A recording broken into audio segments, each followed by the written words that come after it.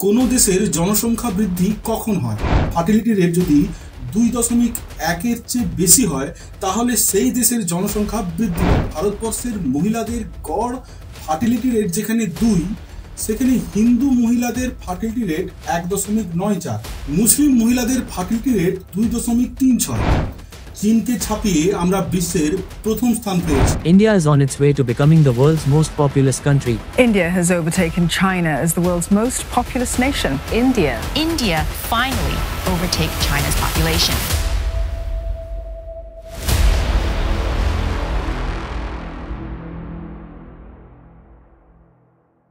বিভিন্ন আলোচনা প্রসঙ্গে আমরা প্রায়শই শুনে থাকি ভারতবর্ষের জনসংখ্যা অনেক বেশি, জনসংখ্যা নিয়ন্ত্রণের জন্য আইন আনা প্রয়োজন। চীনকে ছাপিয়ে আমরা বিশ্বের প্রথম স্থান পেয়েছি। আমাদের দেশেও চীনের মতো ওয়ান চাইল্ড পলিসি লাগু করা উচিত। জনসংখ্যা নিয়ন্ত্রণের জন্য আইন আনা প্রয়োজন কিনা সে ব্যাপারে আপনাদের সুস্থ মতামত কামনা করি। জন্ম নিয়ন্ত্রণ আইন আনা উচিত কি উচিত নয়, এই প্রশ্নের উত্তর তখন দেওয়া সম্ভব যদি এর পেছনে থাকা বেসিক কিছু প্রশ্নের উত্তর আমরা জেনে নিই। এবার কথা হলো বেসিক প্রশ্নগুলো কি কি। প্রথম, কোনো দেশের জনসংখ্যা বৃদ্ধি কখন হয়? ফার্টিলিটি রেট যদি রিপ্লেসমেন্ট রেশিওর চেয়ে বেশি হয়। ফার্টিলিটি রেট জিনিসটা কি? কোনো দেশের একজন মহিলা তার জীবদ্দশায় কত শিশু জন্ম দেয় তার গড় সংখ্যা, আর রিপ্লেসমেন্ট রেশিও নির্ভর করে সে দেশের মৃত্যুহার ও মাইগ্রেশনের উপর। সাধারণত উন্নত ও উন্নয়নশীল দেশগুলির রিপ্লেসমেন্ট রেশিও হলো 2.1, আর অনুন্নত দেশগুলির সেখানে 3.5। অর্থাৎ ইউরোপের দেশ, আমেরিকা, চীন, জাপান, ভারতবর্ষের ফার্টিলিটি রেট যদি 2.1-এর চেয়ে বেশি হয় তাহলে সেই দেশের জনসংখ্যা বৃদ্ধি পাবে, আর যদি কম হয় তাহলে সেই দেশের জনসংখ্যা হ্রাস পাবে। আর 2.1 হলে জনসংখ্যা সমান থাকবে। যেমন নাইজের, সোমালিয়া, নাইজেরিয়া, কঙ্গো, অ্যাঙ্গোলার মতো আফ্রিকান দেশের ফার্টিলিটি রেট অনেকটাই বেশি, তাই এখানে দিন দিন জনসংখ্যা বৃদ্ধি পাচ্ছে। অন্যদিকে Hong Kong, south Korea, Singapore, China, জাপানের মতো দেশে জনসংখ্যা দিন দিন কমে যাচ্ছে, কারণ এদেশের ফার্টিলিটি রেট রিপ্লেসমেন্ট রেশিওর চেয়ে অনেক নিচে। এই হলো আমাদের প্রথম প্রশ্ন সংক্রান্ত আলোচনা। তাহলে এই প্রসঙ্গে আমাদের প্রাসঙ্গিক আলোচনাটি হলো ভারতবর্ষের ফার্টিলিটি রেট কত। 2024-এর ডেটা অনুযায়ী ভারতবর্ষের এই মুহূর্তে ফার্টিলিটি রেট হলো 2, রিপ্লেসমেন্ট রেশিওর জাস্ট নিচে। 1950 সালে ভারতবর্ষের ফার্টিলিটি রেট ছিল প্রায় 6। 70-এর দশকের পর থেকে এই সংখ্যাটা কমতে থাকে, অর্থাৎ আগামী দিনে ভারতবর্ষের জনসংখ্যা বৃদ্ধির সম্ভাবনা নেই, বরং কমতে চলেছে। তাহলে প্রশ্ন কি এখানেই শেষ হয়ে যাচ্ছে? না, ভারতবর্ষ একটি বিশাল দেশ। এখানে বিভিন্ন ধর্ম, ভাষা, সংস্কৃতির লোকরা বসবাস করে। সব ধর্মের ফার্টিলিটি রেট কি সমান?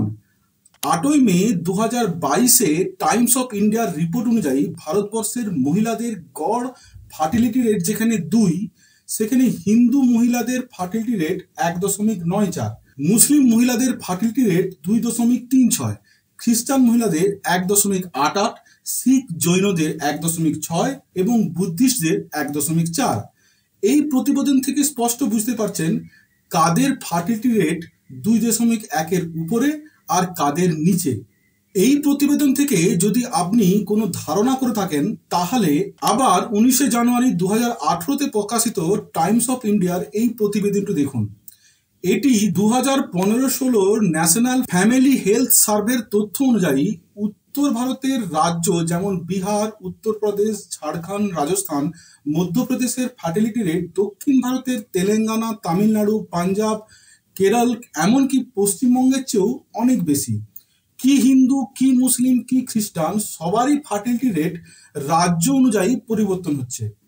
দক্ষিণ ভারতের রাজ্যগুলিতে সব কমিউনিটির ফার্টিলিটি রেট হয় 2-এর নিচে বা তার সমান।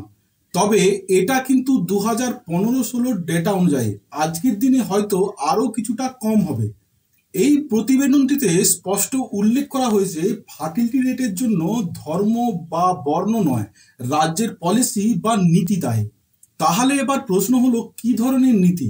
12 জানুয়ারি 2018-তে টাইমস অফ ইন্ডিয়াতে প্রকাশিত আরও একটি প্রতিবেদনে বলা হচ্ছে যে কমিউনিটির মধ্যে শিক্ষার হার সবচেয়ে বেশি তাদের ফার্টিলিটি রেট সবচেয়ে কম। যেমন জৈন, শিখ, খ্রিস্টানদের ফার্টিলিটি রেট সবচেয়ে কম। ওই প্রতিবেদনে আরও যোগ করা হয়েছে যে কমিউনিটির আয় সর্বনিম্ন তাদের ফার্টিলিটি রেট সবচেয়ে বেশি। যেমন তপশিলি উপজাতির সামাজিক উন্নতি সবচেয়ে কম, যাদের ফার্টিলিটি রেট 2.5, তারপর তপশিলি জাতির 2.3 আর অন্যান্য অনগ্রসর শ্রেণীর 2.2। তাহলে শিক্ষা, স্বাস্থ্য, অর্থসামাজিক উন্নতি কিন্তু মূল ফ্যাক্টর। শিক্ষা, স্বাস্থ্য ও অর্থসামাজিক উন্নতি তিনটা আলাদা আলাদা শুনতে লাগলেও এগুলো পরস্পর অঙ্গাঙ্গিকভাবে জড়িত। অর্থনৈতিক পরিস্থিতি পরিবর্তন হলে শিক্ষা ও স্বাস্থ্যেরও উন্নতি ঘটে। যে সমাজের শিক্ষা, স্বাস্থ্য, অর্থনৈতিক পরিস্থিতি উন্নতি হয়েছে তাদের স্বাভাবিক নিয়মেই জন্ম নিয়ন্ত্রণ হয়েছে। আপনারা গোটা বিশ্বের অন্যান্য দেশগুলো দেখুন, যেসব দেশে হিউম্যান ডেভেলপমেন্ট বেশি, যেমন ইউরোপের কান্ট্রি, আমেরিকা, জাপান, এদের ফার্টিলিটি রেট অনেক কম। অন্যদিকে আফ্রিকার দেশগুলি যেমন নাইজেরিয়া, সোমালিয়া, মালি, সুদানের মতো দেশে জন্মহার অনেক বেশি। এবার সর্বশেষ প্রশ্ন হলো, চীনের মতো ওয়ান চাইল্ড পলিসি কতটা গুরুত্বপূর্ণ? তাহলে দেখা যাক চায়নাতে এর প্রভাব কতটা সুদূর প্রসারী। 14 জুন 2016-তে প্রকাশিত এই প্রতিবেদন অনুযায়ী 1980 সালের শেষের দিকে চীনের সেক্স রেশিও ছিল প্রতি 100 জন মেয়েতে 108 জন ছেলে। 2000 সালের গোড়ার দিকে বেড়ে দাঁড়ায় প্রতি 100 জন মেয়েতে 124 জন ছেলে, এবং কোনো কোনো প্রান্তে সেটা 130 জনে পৌঁছায়। এর পিছনে সবচেয়ে বড় কারণ হলো 1979 সালে নেওয়া ওয়ান চাইল্ড পলিসি। কারণ ভারতবর্ষের মতো চীনও পুরুষতান্ত্রিক। এই পলিসি লাগু হওয়ার সাথে সাথে কন্যা ভ্রূণ হত্যা রেকর্ড হারে বৃদ্ধি পায়।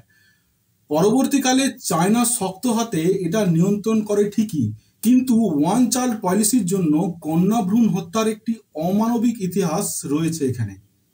এবার ভাবুন, ওয়ান চাইল্ড পলিসি যদি ভারতবর্ষে লাগু হয় তাহলে কন্যা ভ্রূণ হত্যা কি হারে বাড়বে।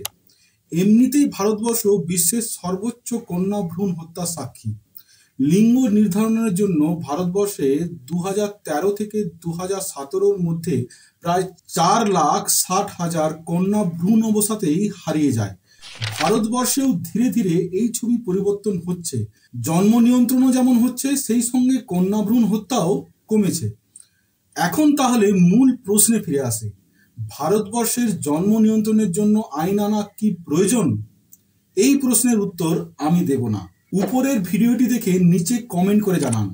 আপনাদের সামনে আমি নিজস্ব কোনো মতামত রাখিনি। যে সমস্ত তথ্য আপনাদের সামনে তুলে ধরেছি তা বিভিন্ন প্রতিবেদন থেকেই নেওয়া।